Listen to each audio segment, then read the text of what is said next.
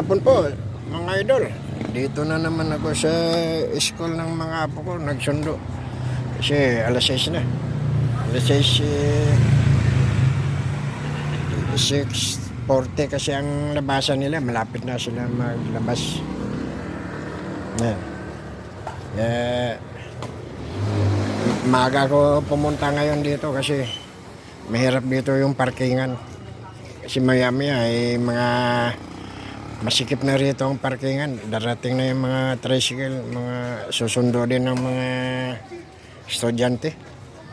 Kasi kailangan na kasi sinusundo na sila ngayon dahil mahirap na ang panahon ngayon.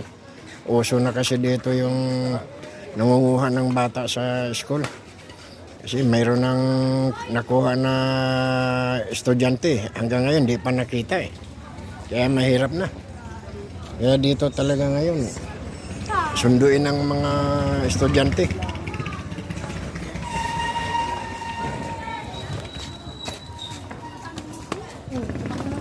Sige po mga idol. Thank you for watching.